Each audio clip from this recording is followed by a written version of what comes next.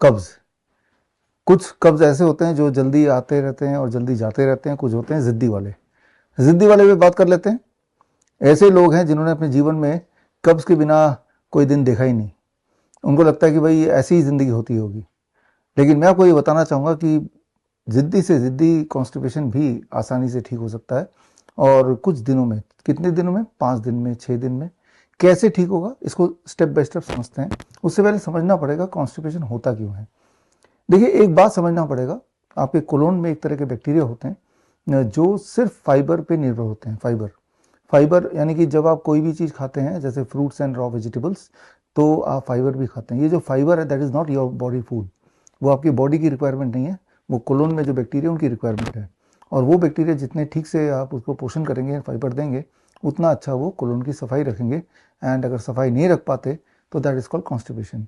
As simple as that. Constipation बहुत लंबे समय तक रहेगा तो कुछ लोगों को उससे कई सारी और दिक्कतें, जैसे पाइल्स है, फिशर्स हैं, और कोई अल्सर बनेगा, कोई ट्यूमर बनेगा, फाइनली कुछ कैंसर बनेगा, इंटरनल ब्लीडिंग होगी, या एनएस से ब्लीडिंग होगी। तो ये सारे एडवांस रूप होते जाते हैं। So it will not restrict just to constipation. एक और बात ये है कि कॉन्स्टिपेशन अगर है तो मान लीजिए आपकी दुनिया की सारी के सारी बीमारियां भी आपको आने ही वाली है, लगी चुकी है। जितना साफ आपका पेट होगा उतना साफ आपका शरीर होगा। याद रखिए एक छोटी सी बात, आपके बॉडी के जो सारे ऑर्गन्स हैं, जितने भी ऑर्गन्स आप जानते हैं, चाहे वो ब्रेन हो, चाहे वो हार्ट हो, चाहे वो लंग हो, चाहे वो किडनी हो, उन ऑर्गन और एक्सटर्नल दुनिया के बीच में जो बैरियर है, दैट इज योर स्टमक। कोई भी चीज़ आप खाते हैं सीधे हार्ट में नहीं पहुंचेगा, सीधे लंग में नहीं पहुंचेगा। कहाँ पहुंचेगा वो स्टमक में पहुंचेगा। कहाँ पहुंचेगा वो इंटेस्टाइनल सिस्टम में पहुंचेगा, और उसके बाद वहाँ से फिल्टर होके, वहाँ से एब्जॉर्ब होके, फिर वो न्यूट्रिशन जो है वो जहाँ जहाँ भी जाना है वो जाएगा। राइट। तो the stomach is a barrier between the food and the rest of the organs. तो ये जो इंटेस्टाइनल सिस्टम है, इसको अच्छा होना ही पड़ेगा। अगर वो ठीक नहीं रहेगा तो समझ लीजिए कि आप ठीक नहीं हैं। बहुत सारी बीमारियां होंगी, न जाने कैसे कैसे। रह रह के बुखार भी रह सकता है, या फिर कमज़ोरी रह सकती है, थके थके रह सकते हैं, रात को नींद नहीं आ रही, सुबह नींद खुल नहीं रही है। ये नाना तरह की दिक्कतें हो सकती हैं। खैर, ये कोई बात नई नहीं है, क्योंकि जैसा मैंने देखा कि हमारे हॉस्पिटल्स में जब पेशेंट आते हैं, या हमारे क्लिनिक में, doctor BRC clinic at the rate home में जब पेशेंट्स आते हैं, कोई कैंसर के लिए आ रहा है, कोई हार्ट के लिए आ रहा है, कोई किडनी के लिए आ रहा है, लेकिन अधिकतर लोगों में एक बात कॉमन होती है कि वो उनको कॉन्स्टिपेशन का भी इशू है। अब तो वो इसको इशू ही नहीं मानते हैं, सोचते हैं कि ज़िंदगी ऐसी जीनी होती है। तो अगर आपने कॉन्स्टिपेशन को क्लियर कर लिया, ठीक कर लिया, तो इंटरेस्टिंग बात यह है, आगे जाके आपकी जो बाकी पेरिफेरल बीमारियां हैं वो भी ठीक होने लगेंगी। तो वाइस वर्सा है। तो चलिए सोल्यूशन की तरफ बढ़ते हैं। सोल्यूशन मैंने आपको अभी भी बातों बातों में बता ही दिया, और सोल्यूशन तो यही है कि आपके डाइट में अगर 60% कम से कम फाइबर नहीं हुआ तो समझ लीजिए कि आप कॉन्स्टिपेटेड ही हैं। डाइट में 60% या उससे अधिक फाइबर कैसे करेंगे? That's what I have been telling for last 15 years, that is through DIP diet. हमारे इस चैनल में हेल्थ केयर टुडे में न जाने कितने सारे वीडियोस DIP डाइट पे ऑलरेडी हमने बनाए हुए हैं, जिसमें आपको पता है कि ब्रेकफास्ट में फ्रूट ब्रेकफास्ट लेना होता है, और लंच और डिनर से पहले सलाद लेना होता है। सलाद तो हम लेते ही, लेकिन बॉडी वेट के अनुसार।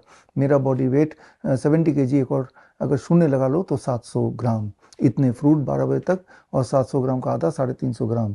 350 ग्राम सलाद लंच में, 350 ग्राम सलाद डिनर में। That becomes the appropriate amount of fibre जो कि मेरे बॉडी में जाना चाहिए। अब मैं उम्मीद कर सकता हूँ कि मुझे कॉन्स्टिपेशन ना हो। राइट। तो जिन फूड से कॉन्स्टिपेशन होता है उन्हें छोड़ना पड़ेगा। Dairy product is number 1, refined and packed food is number 2। तो दोनों को छोड़ दीजिए। राइट। और जिन चीज़ों से कॉन्स्टिपेशन जाती है उन्हें अपनाना पड़ेगा, जो मैंने अभी बताया, fruits and raw vegetable, be on DIP diet. जब आप ये करेंगे, हमारे पेशेंट जब हमारे क्लिनिक में आते हैं, जो लोग करते हैं, हज़ारों हज़ारों लोग, और कई कई साल तक हमने यही ऑब्जर्व किया है, इट टेक्स अबाउट 3 days, 3 दिन लगता है कॉन्स्टिपेशन से पीछा छुड़ाने में फॉर 90% ऑफ द पेशेंट।